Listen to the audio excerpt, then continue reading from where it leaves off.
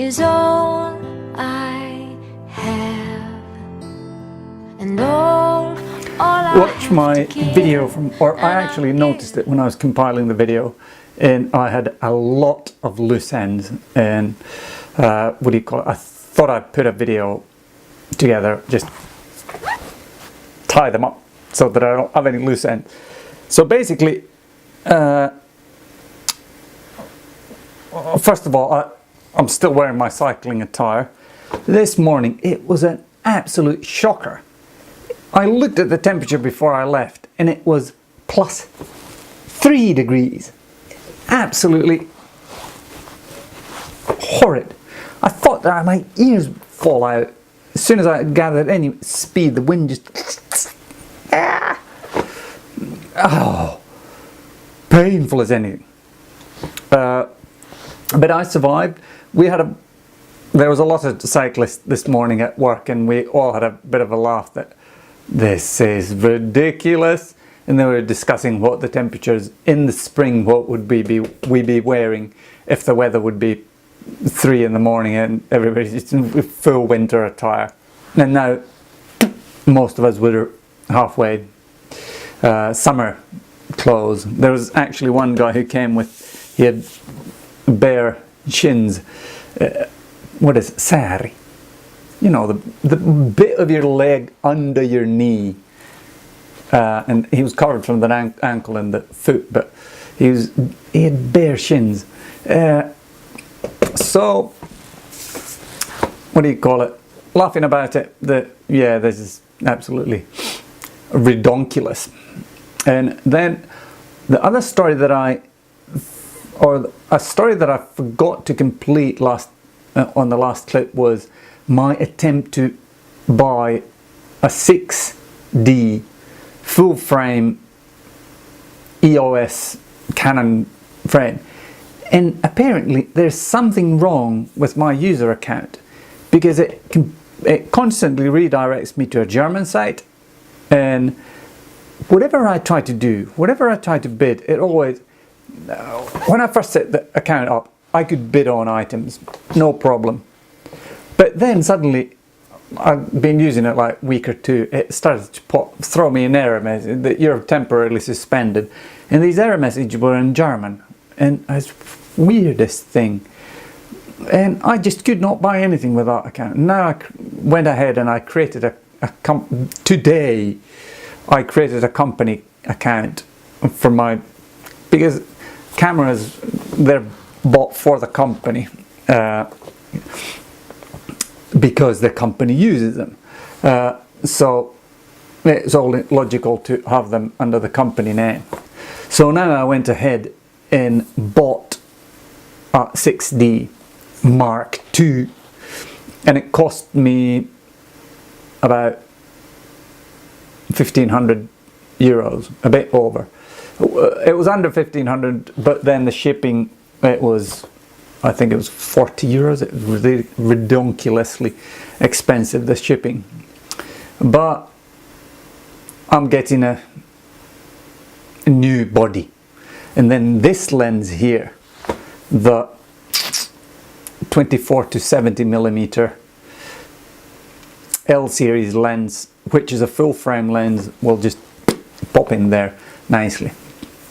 And then about the shooting, I had cycled that day. I had cycled to work, back to work, went to shower and left with the girls to the shooting rink. I managed on the rink, I was able to walk to the targets and walk back. But then when I've done all the sorting payments and done all of that, then when I walked out there to the car, I was absolutely horrible. I was nearly falling on my face. So that has been the worst MS symptom, or one of the worst MS symptoms I have. That is when it gets very bad, is that I really struggle walking. Then, what do you call it? In the long run, exercise makes me feel better and it makes me function better. But immediately, let's say an hour or 2 hours after exercise, if I try to do any physical activity, I'm rubbish at it, and I need to pace myself. About pacing myself, I have on the phone there, I have an app called, well, it's just an AFK app, and I get special offers, and obviously it's when the rink is not full, then they, at the last minute, they send out messages that now you get in cheap. So I had already bought tickets for a Saturday week from now. I've already got tickets for IFK Lukko game, which is, it's supposed to be fairly good. And then tomorrow we're going to a game IFK KK, and KK is supposed to be absolutely rubbish. They just climbed up into, or they got into the Premiership or SM Liga in Finland. But then again, IFK has been playing so bad that it might be a good game anyway. I mean, they're equally matched, so let's see. And I used to take Rebecca a bit to games, and now I'm thinking of introducing, I'm even taking the wife with me. So the wife and the kids are coming to see the game. And then about the girls, they're both shooting the 22s there. I think I mentioned about the 38. Elisa wants to try that, but the 22s you could see, because the first round we were there, their shots, well, you know, the piece of cardboard, it's like I don't say 60 centimeters times 60 centimeters, and the bullet holes were just scattered everywhere. There was no logic. But now you could, they weren't still getting it all on black. I would say maybe 25%, but you could clearly see that, yeah, they're actually coming together, and this is just by 2 practices, so it's, yeah, quite good indeed. Now, given that I have this new project, and the old customer, they have reserved me for 100%, and now the new customer is on top of this, so now I need to do a bit of work on the weekend. It's only like 3 hours or so, but still I need to work.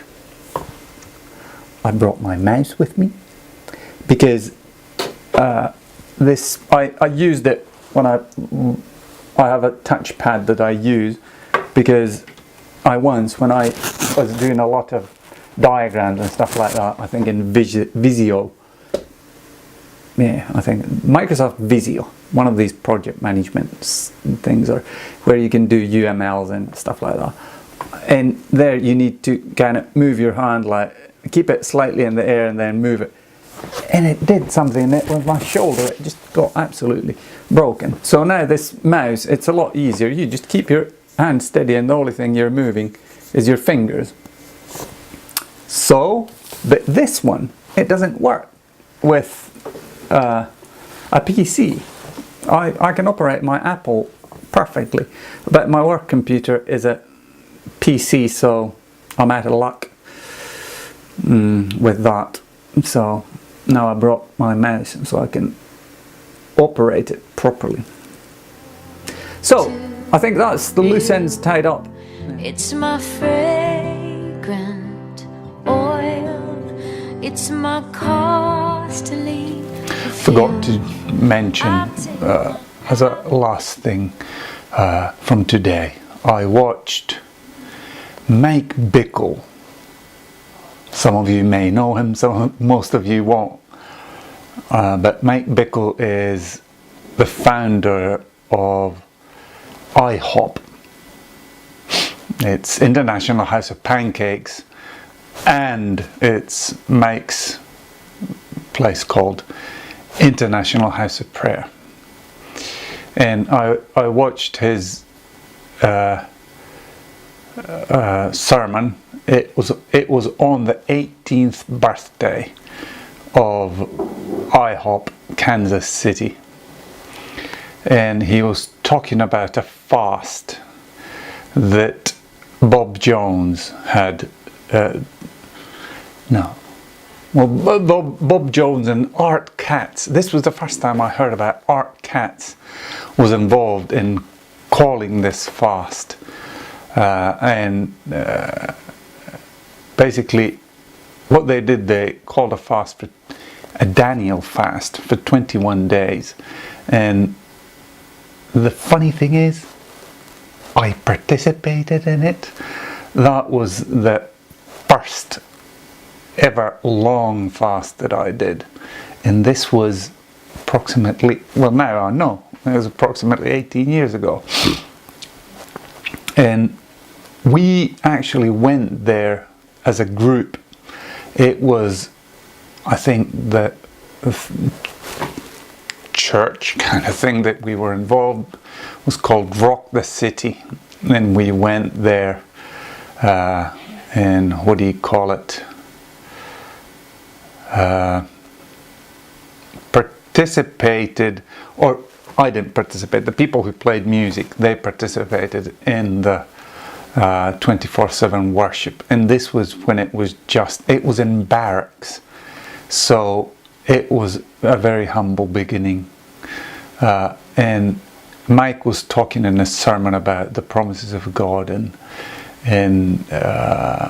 what had happened in there. And what happened to us was that the actual leaders in the group Rock the City, or sorry, at least one of them proved to be a narcissistic personality, and it was devastating. It was lethal to people.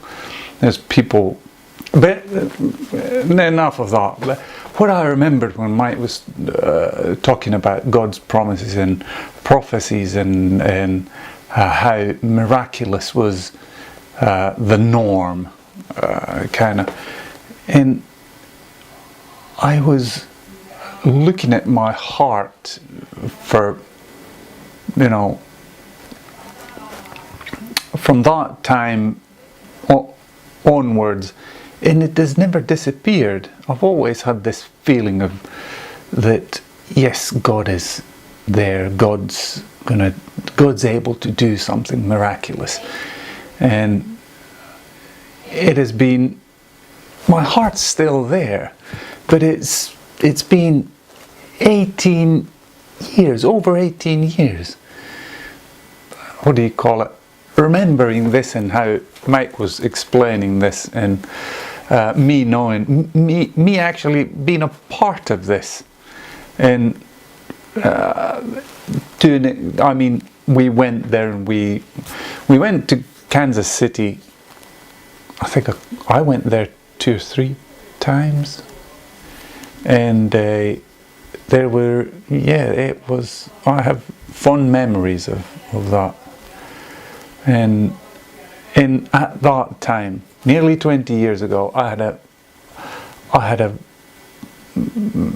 strong conviction that God's going to move in power, and I'm going to be at least at the outskirts of it, or somehow participating in it.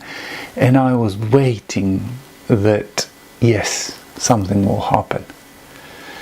But at that time, as it quite often is, it came to naught. But I don't think it's been cancelled or anything like that. It's just waiting to take place. And who knows when. But anyway, just wanted to record this. 2 things. There's been now 2 sermons in this week that I've cried like a baby at my desk. And what do you call it? The first time it was Ravi Zacharias talking at the funeral of Nabeel Qureshi, and he went through it, and it just somehow it was moving beyond measure. I could not contain myself. And the second time was this Mike Bickle's speech. I listen to him speaking quite often, but this when he went deep into the history of the thing, and he told the prophetic stuff that had happened and stuff like that, it grabbed me. But anyway, I'm praying that I'll have stories like that will grab somebody. Not my stories, but stories of God and what God has done to me. And then he did one of my favourite things. He talked about how throughout the Bible people are instructed, do not forget what good God has done to you. I want to have those stories, is my prayer. To Jesus, who is my King. Amen. I break it open. Let the fragrance rise like